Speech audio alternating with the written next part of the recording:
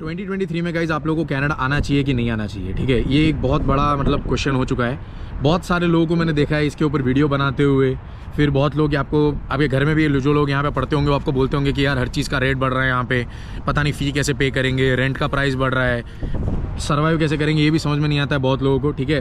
तो आज की वीडियो में गाइज मैंने पेपर पे लिख रखा है और जो भी टॉपिक्स है सारे इंटरनेशनल स्टूडेंट के पर्सपेक्टिव से बात करूंगा मैं। मेक श्योर वीडियो पूरी देखें आप लोग, ताकि आपको आइडिया लगे कौन से टॉपिक्स में टच करता जा रहा हूँ। और एंड में आपको ये भी बताऊंगा कि एक्चुअली में वर्थ इट है या फिर खाली बोला गया है, ठीक है। तो वीडियो पूरी देखो, आप लोग को आइडिया लग जाएगा। मैं ज़्यादा अभी बात नहीं करना चाहता हूँ, डायरेक्ट टॉपिक में चलते हैं। और जाने से पहले गाइस, अगर आप लोगों ने चैनल को सब्सक्राइब नहीं किया है, वीडियोस लाइक नहीं करते हो, शेयर नहीं करते हो, कमेंट नहीं करते हो, तो कर दिया करो। बहुत ज़्यादा हेल्पफुल रहेंगे ऐसे लोगों को जो लोग आने वाले हैं, काफ़ी हद तक चीज़ें क्लियर होगी, ठीक है। तो वीडियो शुरू करते हैं। सबसे पहले गाइस मैं जीआईसी को टच करूँगा और फिर वो जीआईसी टच करने के बाद हम लोग धीरे धीरे इंटरनेशनल स्टूडेंट के पर्सपेक्टिव से सारे टॉपिक्स टच करते हुए चले जाएंगे जो भी हमारे वे में आते हैं। सो जीआईसी का क्या सीन है गाइस, जब मैं आया था लाइक अराउंड एक डेढ़ साल पहले, सो वो टाइम पे मैंने, अभी भी मुझे याद है, लाइक 5.5 लाख के आसपास मैंने पे किए थे इंडियन रुपीज़ में। तो वो 10,000 कैनेडियन डॉलर्स कर देते थे। बट अभी रिसेंटली लाइक 1-1.5 महीने पहले एक बंदा आया, तो मैंने उससे पूछा था कि भाई तूने जीआईसी का कितना इंडियन रुपीज़ में पे किया है। तो बोलता है कि मैंने 6 लाख से ज़्यादा पे किया है। Because of the currency rates, obviously वो फ्लक्चुएट होते रहते हैं ऊपर नीचे, बट इतना ज़्यादा फ़र्क पड़ गया है, सोच सकते हो आप लोग, खाली इतने टाइम के अंदर, ठीक है। 1 साल हुआ था अराउंड, तो 1 साल के अंदर सीधा 70,000 रुपीज़ का फ़र्क पड़ गया है। सो जीआईसी का गाइस कुछ इस हिसाब का सीन है। अब मैं फ़ीस के बारे में बात करता हूँ। विंडसर में सेंट क्लियर कॉलेज है, उनमें 2 बंदों को कंपेयर करके आप लोग को बताता हूँ। एक जो है मेरा रूममेट है, वो 1 साल पहले आया था। सो उसने 2 सेमेस्टर की जो फ़ीस पे करी थी वो थी अराउंड $7,000 के आसपास, ये दिसंबर में लास्ट ईयर जब वो आया था तब। और अभी एक बंदा आया है ये वाले दिसंबर के अंदर, तो उसने वही कोर्स के अंदर वही सेम सब कुछ सेम है, तो उसने पे किया है $8,000 के आसपास। तो $1,000 का फ़र्क पड़ गया गाइस सिर्फ 1 साल के अंदर। सो ये इतना डिफरेंस आप लोग देख सकते हो खाली 1 साल के अंदर जीआईसी और फीस के अंदर। सो आप सोच सकते हो कि ये 2 में इतना फ़र्क पड़ा है, तो यहाँ पे और चीज़ों में कितना फ़र्क पड़ा होगा, ठीक है। धीरे धीरे मैं टच करता हूँ, सारे टॉपिक्स टच करते हुए जाएंगे।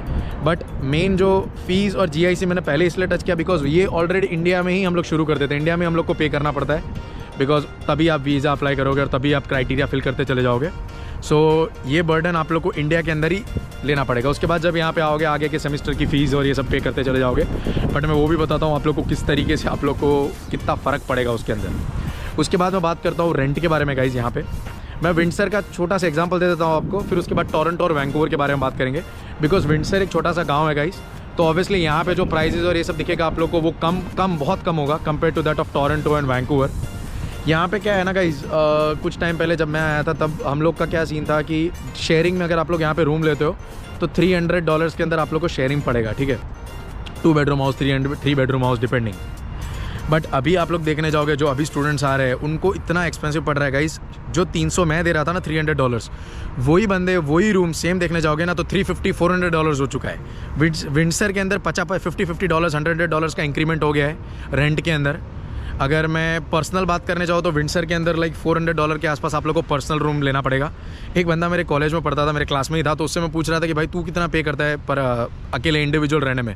तो बोलता है मैं $400 पे करता हूँ एक्सक्लूडिंग यूटिलिटीज़, ठीक है। तो एक्सक्लूडिंग यूटिलिटीज़ का मतलब है कि $400 खाली रेंट पे करता है वो। उसके बाद इलेक्ट्रिसिटी, फिर अपना वाईफाई का खर्चा, पानी का खर्चा, ये सब अलग। तो आराम से $430-440 उसका पहुँच जाता है पर मंथ। सो आप समझ सकते हो कितना फ़र्क पड़ा है। जब पहले आते थे जो लोग वो $350-400 के अंदर इंडिविजुअल रूम में रहते थे, अभी वही बंदे यहाँ पे $450-470-480 के अंदर इंडिविजुअल रूम में रहते हैं, ठीक है। ये विंडसर का है।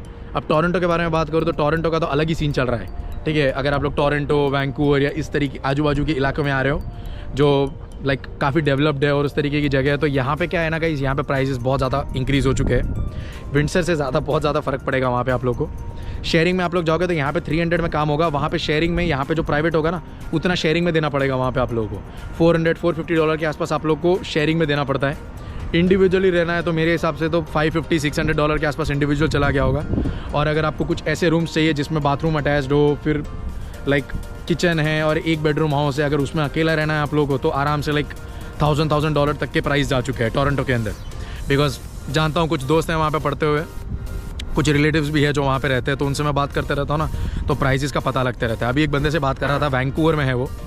ऑब्वियसली वैंकूवर में गाइस हर चीज़ का रेट बहुत ज़्यादा है, ठीक है, रेंट वेंट भी बहुत ज़्यादा है, बट वहाँ पे मिनिमम वेज भी ज़्यादा है। हम लोग मिनिमम वेज के बारे में बाद में बात करते हैं, बट टोरंटो के अंदर बात करूँ तो मेरा फ्रेंड जब आया था 1 साल पहले, तब वो पे करता था शेयरिंग में $420 पे करता था, इंक्लूडिंग यूटिलिटीज़। वही घर का प्राइस अभी $500 के आसपास जा चुका है। ठीक है, तो आप लोग समझ सकते हो कितना फ़र्क पड़ गया है रेंट के अंदर। ठीक है, अब रेंट की बात करूँ तो जो लोग, अभी मैं कल एक बंदे को मिलने गया था, वो PR हो चुका है और अभी उसने सिटीजनशिप के लिए अप्लाई किया है कुछ टाइम पहले। सो उसने अभी रिसेंटली एक घर ख़रीदा था। ठीक है, कोरोना से पहले उसने घर ख़रीदा था। वो घर की वैल्यू थी $500,000 के आसपास का घर था वो, जो भी उसने ख़रीदा था। सो बोलता है कि कोरोना जैसे कंप्लीट हुआ ना, तो उसके अंदर अंदर घरों के प्राइसेस इतने ज़्यादा इंक्रीज़ हो गए यहाँ पे, जिसकी कोई वैल्यू नहीं लगा सकते आप लोग। ठीक है, सो वही घर जो उसने $500,000 में ख़रीदा था, वो घर अभी $700,000 $800,000 के अंदर मिल रहा है। $300,000 का इंक्रीमेंट हो चुका है खाली 4-5 महीने के अंदर अंदर। और ऐसे टाइम पे जो लोगों ने घर खरीदे ना गाइस, वो लोग तो लाइक बहुत ज़्यादा लॉस में जा चुके हैं, बिकॉज इंटरेस्ट रेट्स भी उतने ज़्यादा थे। फिर हर महीने आप लोग को EMI के बेसिस पे भी बहुत ज़्यादा पैसा देना पड़ रहा था, और बीच में काफ़ी इंक्रीज़ हो गए थे। बट अब अभी मेरे को बोल रहा था कि अभी फिर से प्राइसेस लो हो रहे थोड़े थोड़े। सो घरों का इस हिसाब का सीन चल रहा है यहाँ पे, ख़रीदना, बेचना, रेंट करना, नहीं करना, बिकॉज ये सारी जो चीज़ें होती है गाइस, ये इंटरनेशनल स्टूडेंट के रास्ते में आती है। सो मैंने सोचा इसके बारे में बात करना चाहिए रादर दैन और टॉपिक्स को हम लोग टच करें। ये भी बहुत इंपॉर्टेंट है, बिकॉज पैसा भी मैटर करता है हर जगह पे। सो यहाँ पे गाइस 6 मंथ्स 7 मंथ्स में इतना ज़्यादा फ़र्क पड़ जाता है प्राइजेस का घर लेने में, बेचने में। उसके बाद अगर मैं गाड़ियों के बारे में बात करूँ, ये भी एक बहुत बड़ा आजकल हॉट टॉपिक चल रहा है। कार्स लेंगे, ये लेंगे, वो लेंगे। मेरे 2-3 फ्रेंड्स ने अभी रिसेंटली गाड़ी ली है। उसका आप लोग को बताता हूँ कार का किस तरीके का स्ट्रक्चर है यहाँ पे। अब कोरोना के पहले की बात करूँ मैं गाइस, तो कोरोना के पहले जो सेकेंड हैंड कार मिलती थी ना, वो लाइक $4,000 $5,000 के अंदर आप लोग को अच्छी खासी गाड़ी, लाइक 1-1.5 साल यूज्ड कार आपको मिल जाती थी। बट आज के डेट में आप लोग देखने जाओगे ना, तो वही सेम 1-1.5 साल यूज्ड कार $4,000-5,000 से डबल हो चुकी है। $10,000 $12,000 के अंदर आप लोग को वही गाड़ियाँ मिल रही है। बंदे खरीद रहे भी है। ठीक है, बिकॉज वेट नहीं करना है किसी को। अभी आप नई गाड़ी लेने जाओगे तो नई गाड़ी में वेटिंग चल रहा है, 5 महीने 6 महीने का वेटिंग होता है। तो इतना किसी को वेट नहीं करना है, सब लोग को लाइक कार लेनी है। अभी राइड का भी बड़ा कल्चर चल रहा है यहाँ पे। हम लोग, वीडियो आ रही है मेरी, ठीक है, मेरी अभी आने वाले कुछ वीडियोस जो आएगी उसमें से एक वीडियो इसके ऊपर भी रहेगी कि आप लोग को विंडसर में स्टडी परमिट के ऊपर कार लेनी चाहिए कि नहीं। इसके ऊपर मैं पूरा कैलकुलेशन करके, मेरा एक फ्रेंड है उसके साथ हम लोग इंटरव्यू करेंगे कि उसने अभी रिसेंटली कार ली है 2-3 महीने पहले, तो उसको क्या प्रॉफिट हुआ है, उसने अपना गाड़ी का खर्चा निकाला नहीं, वो सारी चीज़ों के बारे में बात करेंगे। बट आप देख सकते हो गाइस, गाड़ियों में कितना फ़र्क पड़ा है। प्राइजेज इतने ज़्यादा कार्स के इंक्रीज़ हो गए हैं यहाँ पे।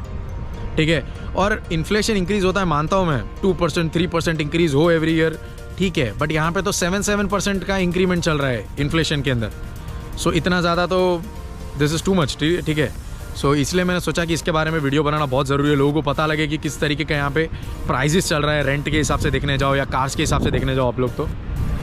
और अभी यहाँ पे नई गाड़ियाँ देखने जाओ तो इट इज़ टू मच। आपको वेटिंग इतना करना पड़ेगा ना कि 6 7 मंथ्स का, कुछ केसेस में कुछ मॉडल की कार्स होती है ना, उसमें तो 1 साल का वेटिंग चल रहा है। ठीक है, अभी बुक कराओगे गाड़ी तो आप लोग को नेक्स्ट ईयर मिड में मिल रहा है, इस तरीके का सीन है। और प्राइस उतना ही है, प्राइस में भी कोई फ़र्क नहीं पड़ रहा है। ठीक है, $17,000 $18,000 में लोग यहाँ पे सेकेंड हैंड गाड़ी लेके आ रहे हैं जो 1 साल 1.5 साल यूज्ड है। सो पता नहीं, मुझे कुछ समझ में नहीं आ रहा है किस तरीके का सीन का चल रहा है, बट है इस तरीके का जो सुनने में मुझे आया है। मार्केट प्लेस में किस तरीके का रेट चल रहा है वही मैं आप लोग को बता रहा हूँ। ठीक है, अब मैं जो आपको बता रहा हूँ वो सारा कुछ आप लोग चेक कर सकते हो मार्केट प्लेसेस में जाके। ठीक है, मुझ पे ऐसे ब्लाइंडली ट्रस्ट करने की ज़रूरत नहीं है, बट जो भी रिसर्च की है मैंने, जो भी इन्फॉर्मेशन मैं निकाला हूँ उसके बेसिस पे आप लोग को बता रहा हूँ। फिर बीच में गाइस फ्यूल के बारे में बात करता हूँ मैं। अब कार आप लोगों ने खरीदी तो ऑब्वियसली आप लोग को पेट्रोल देना पड़ेगा।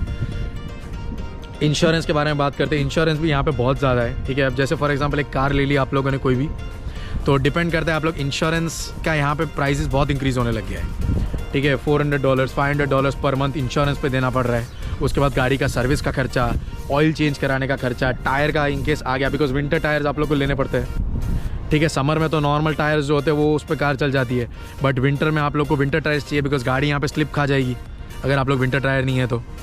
सो और बट ऐसे भी बंदे मैंने देखे हैं जो नॉर्मल टायर्स में गाइस विंटर में गाड़ी भगा रहे हैं रोड पे। ठीक है, क्योंकि उनको खर्चा नहीं करना है, नए टायर्स लेने नहीं है, बिकॉज विंटर टायर्स एक्सपेंसिव आते हैं। $1,000-2,000 के आसपास विंटर टायर आप लोग को आएगा, depending on the car, depending on the tyre. इतना प्राइस बता रहा हूँ, फ्लक्चुएट करते रहता है ऑब्वियसली वो, बट विंटर टायर्स इस हिसाब के रहते हैं। ये यहाँ पे सीन का चल रहा है। आप लोगों को जो भी मैं बता सकता हूँ, जितने भी टॉपिक्स मैं टच कर रहा हूँ इनमें बहुत ज़्यादा फ्लक्चुएशन हुआ है, ठीक है। कार्स, हाउसेस, फीस, जीआईसी, ये जो भी मैं बता रहा हूँ आप लोगों को, इसमें इतना ज़्यादा फ्लक्चुएशन हुआ है पिछले 1 साल के अंदर अंदर। कोरोना से पहले और अभी का आप देखने जाओगे ना गाइस, तो बहुत ज़्यादा फ़र्क पड़ गया है, ठीक है, प्राइजेस के अंदर और ये सब चीज़ों के अंदर। पेट्रोल का क्या सीन है कि जब मैं आया था ना, मैं अपनी ही बात कर लेता हूँ, मैं तो कोरोना के बाद यहाँ पे आया हूँ। जब मैं आया था तब $1.30 $1.40 के आसपास पर लीटर रेट चल रहा था यहाँ पे विंटर के अंदर। बट फिर क्या हुआ कि बीच में प्राइजेस ऐसे चल रहे हैं ना कि $2.5 के ऊपर पर लीटर जा चुका है, ठीक है। तो क्योंकि एक कंपनी थी, हम लोग यहाँ पे लेमिंगटन में एक कंपनी थी, बहुत दूर है, वहाँ पे हम लोग राइड करके जाते थे। राइड्स में हम लोग जब जाते थे ना, 1 वे और 2 वे का रेट होता है $15 होता है जाने आने का, 1-2 मतलब प्राइस बता रहा हूँ आप लोगों को। राइडर्स ने $17 $18 लेना शुरू कर दिया, कुछ लोगों ने तो $20 कर दिया था बीच में। इतना ज़्यादा फ़र्क पड़ गया है, ठीक है, प्राइजेस के अंदर आप लोग देखने जाओ तो खाली राइड्स मारने में और ये सब में। पेट्रोल का भी बहुत भाव इंक्रीज़ हुआ है, बट अभी फिर से कम हो गया है। इसका ऊपर नीचे चलते रहता है, बट इतना ज़्यादा यहाँ पे इंक्रीज़ हो जाता है, इतना ज़्यादा घट जाता है ना कि पता नहीं लगता कब क्या हो जाएगा यहाँ पे। अब काफ़ी सारे बंदे गाइस नीचे कमेंट में ये भी लिखेंगे कि भाई अभी तो फुल टाइम काम कर सकते हो तो क्या फ़र्क पड़ता है, प्राइजेस इन्फ्लेशन के जितने भी इंक्रीज़ हो रहे हो, हम फुल टाइम काम करके तो आप पूरा खर्चा निकाल सकते हो। ठीक है, फुल टाइम काम करो पहले। आपको क्या लगता है यहाँ पे सारे बंदे फुल टाइम काम कर रहे हैं, सबको फुल टाइम जॉब मिल जा रही है? ऐसा बिल्कुल भी नहीं है, ठीक है। क्या बोला तूने? ऐसी बहुत सारी कंपनीज़ है, बहुत सारी क्या मैक्सिमम कंपनीज़ ऐसी है जो स्टडी परमिट पे आप लोग को फुल टाइम बेसिस पे जॉब ही नहीं देगी, ठीक है। पहली बात तो आवर ज़्यादा का छोड़ो, आप लोग को 20 आवर्स ही मिलेंगे जहाँ पे आप लोग काम करते हो। उसका रीज़न बताता हूँ यार, ये कंपनीज़ क्यों आप लोग को फुल टाइम बेसिस पे काम नहीं देती है। बिकॉज मैंने अभी एक कंपनी में कॉल करके पूछा था कि मैं फुल टाइम अवेलेबल हूँ आपके लिए काम करने के, आपको अगर मेरी ज़रूरत है तो मुझे बोलो, मैं एवरीडे आऊँगा जॉब करने के लिए। उनका क्वेश्चन एक ही था कि आप स्टडी परमिट पे हो कि वर्क परमिट में हो। तो मैंने बोला मैं स्टडी परमिट पे हूँ। तो बोलते हैं कि नहीं, हम स्टडी परमिट वालों को फुल टाइम बेसिस पे काम नहीं दे सकते, बिकॉज हमारा क्या रहता है ना, कभी कभी हम लोग मॉर्निंग शिफ्ट देते हैं, कभी कभी आफ्टरनून शिफ्ट देते हैं। फ्लक्चुएट करते रहती है ये सारी चीज़ें। अगर आप लोग को हम कभी मॉर्निंग में बुला लेंगे और फिर नेक्स्ट वीक अगर आफ्टरनून में बुला और आप बोले कि मेरी कॉलेज है, तो तुम तो आओगे ही नहीं जॉब करने के लिए, तो हमको फिर बंदा ढूंढने जाना पड़ेगा और एक नया। ये एक बहुत बड़ा फैक्टर हो गया है गाइज यहाँ पे कंपनीज़ का। बिकॉज यहाँ पे जो फुल टाइम बेसिस पे काम करते हैं ना, ज़्यादातर लोगों का किस तरीके का रहता है कि 1-2 महीने उनको आफ्टरनून में शिफ्ट में बुलाते हैं, फिर उनका चेंज हो जाता है, मॉर्निंग शिफ्ट हो जाती है, फिर आफ्टरनून हो जाती है, और इस तरीके का सीन फ्लक्चुएट होते रहता है। आप ऐसा मत सोचना कि यहाँ पे अगर वो लोगों ने फुल टाइम कर दिया है तो आप जब यहाँ पे आओगे तो फुल टाइम ही आपको काम मिल रखेगा। नहीं भाई, यहाँ पे स्टडी परमिट पे आप लोग को 20 आवर्स ही मिलेंगे, या मैक्सिमम 30 आवर्स ले लो, उससे ज़्यादा आप लोग को मिलेगा ही नहीं, ठीक है। बिकॉज मैं यहाँ पे बहुत बंदों को जानता हूँ जो बड़े एक्साइट हो गए थे जब गवर्नमेंट ने डाला था कि यहाँ पे फुल टाइम काम कर सकते हो। नहीं, इट्स नॉट पॉसिबल, ठीक है। ज़्यादातर कंपनीज आप लोग को फुल टाइम बेसिस पे यहाँ पे काम देती ही नहीं, वो आपको एज अ पार्ट टाइम ही देखेगी। जब आप वर्क परमिट पे आते हो तब बात अलग है, बट स्टडी परमिट पे तो आप लोग को पार्ट टाइम ही काम करना पड़ेगा, ठीक है। फिर अब मैं ग्रोसरीज़ के बारे में बात करता हूँ गाइस। इन्फ्लेशन के बारे में बात कर रहे थे तो ग्रोसरीज़ भी टच कर लेता हूँ। देखो, जब भी 1 साल पहले की मैं अगर बात करूँ ना, तो आप इन्फ्लेशन देख सकते हो कितना ज़्यादा फ़र्क पड़ा है इन्फ्लेशन के अंदर। ग्रोसरी खाने की चीज़ों में इतना फ़र्क आया है, ठीक है। तो जब भी हम पहले 1-1.5 साल पहले ग्रोसरी लेने जाते थे तो इतना फ़र्क पड़ता था। स्क्रीन पे आप लोग को मैं फ़ोटोज़ दिखाऊंगा इन्फ्लेशन का प्राइसेस कितना इंक्रीज़ हुआ है अलग अलग प्रोडक्ट्स पे, अलग अलग चीज़ों के ऊपर, ताकि आप लोग को आइडिया लगे कि कितना फ़र्क पड़ा है, ठीक है। मैंने मेजर जितने भी टॉपिक्स थे गाइज, जो भी मुझे लगे टच करने लायक, वो मैंने टच कर दिए है, ठीक है। इंटरनेट से भी मैंने इन्फॉर्मेशन काफ़ी निकाली थी कि कौन से प्राइजेस ऐसे हैं जिसमें एक्चुअली में फ़र्क पड़ा है। तो ये सारी मेजर चीज़ें थी जिनमें बहुत ज़्यादा प्राइजेस का फ़र्क पड़ गया है। दूसरी चीज़ों में फ़र्क पड़ा है, बट इतना ज़्यादा 1% 2% इन्फ्लेशन का फ़र्क पड़ा है। बट ये सारी चीज़ों के ऊपर 6% 7% का इन्फ्लेशन इंक्रीज़ हुआ है, ठीक है। इंडिया में भी इन्फ्लेशन इंक्रीज़ हो रहा है, बट इतना ज़्यादा नहीं। कनाडा में अभी तक का मैंने जितना देखा इन्फ्लेशन, मैक्सिमम लेवल पे इन्फ्लेशन यहाँ पे इंक्रीज़ हुआ है ऑल ओवर वर्ल्ड देखने जाओ तो। दैट्स वाई मुझे लगा कि ये चीज़ के ऊपर वीडियो बनाना बहुत ज़रूरी है, लोगों को पता लगे कि कितना ज़्यादा फ़र्क पड़ता है चीज़ों के ऊपर। जब यहाँ पे आओगे, जो लोग आने वाले हैं उनको पता लगेगा। अब मैं पॉजिटिव चीज़ के बारे में बात करता हूँ, ठीक है। अभी तक हम लोगों ने ये पॉजिटिव ही था, इट वॉज रियलिटी, ठीक है। नेगेटिव पॉजिटिव तो नहीं कहूँगा, बट रियलिटी थी। बट अब मैं आप लोग को पॉजिटिव चीज़ बताता हूँ। जब ये सब हो रहा था ना, इन्फ्लेशन प्राइजेस इतने कम थे, फिर इंक्रीज़ हुए, तब पर आवर का रेट चल रहा था $7 to $10, ठीक है। बट अभी आप लोगों को $16 $15 मिनिमम वेज मिलता है, ठीक है। 15.50 तो मिनिमम पर आवर मिल ही जाता है। सो ऐसा नहीं है गाइस कि इन्फ्लेशन इंक्रीज़ हो रहा है तो यहाँ पे आपका पर आवर प्राइस इंक्रीज़ नहीं हो रहा है। आपको पैसा भी ज़्यादा मिल रहा है ना। आप कंपनी में काम करने जाओगे तो आप लोग को $15.50 पर आवर मिलेगा।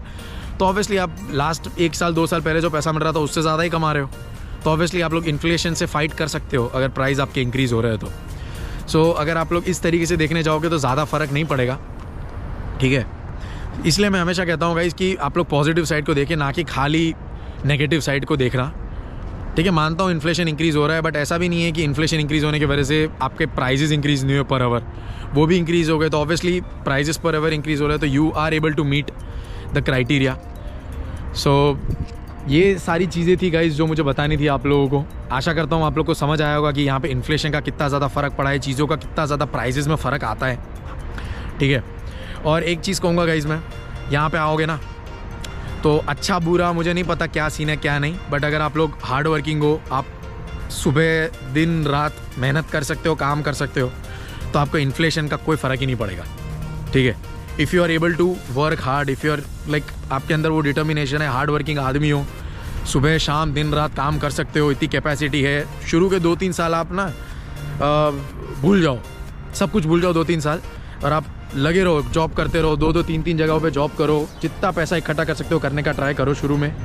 तो मैं कह सकता हूँ इन्फ्लेशन का आप लोग को कोई फ़र्क नहीं पड़ेगा। मैं खुद ये सब चीज़ों पे इतना ध्यान देता नहीं हूँ, इन्फ्लेशन और ये सब पे। अपना क्या है यार, अपना जॉब करो, जितना हो सकता है अपना काम करो, and try to increase your money और revenue as much as possible, ठीक है, ताकि आप लोग को ये सब चीज़ों से कोई फ़र्क ही ना पड़े, ठीक है। मैं इस तरीके की थिंकिंग में मानता हूँ, रैदर दैन इन्फ्लेशन इतना इंक्रीज़ हो गया, क्या कर लोगे भाई, क्या कर लोगे जान के इन्फ्लेशन इतना इंक्रीज़ हो गया है, ठीक है। ये वीडियो मैं इसलिए बना रहा हूँ बिकॉज काफ़ी टाइम से मैं देख रहा था ना कि बंदे वीडियो बना रहे हैं, लोगों को डरा रहे हैं कि भाई देखो इतना प्राइस इंक्रीज़ हो गया, कनाडा मत आओ, इंडिया में ही रहो, दूसरे कंट्री चले जाओ, ऑस्ट्रेलिया चले जाओ, US चले जाओ, आओ इधर। ऐसा कुछ नहीं है। अगर आप लोग हार्ड वर्किंग हो, मेहनत करने की क्षमता है आप में, 2-3 साल आप लोग सब कुछ छोड़ सकते हो, तो आ जाओ। ऐसा कुछ नहीं है, कोई आपको फ़र्क भी नहीं पड़ेगा।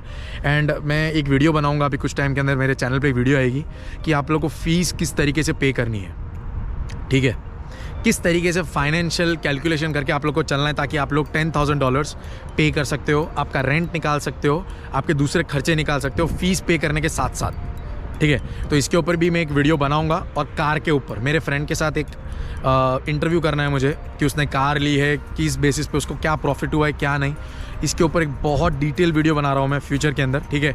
मैं उससे बात करूँगा, अभी पता नहीं वो मानेगा नहीं मानेगा, but I will try to make that video, ठीक है।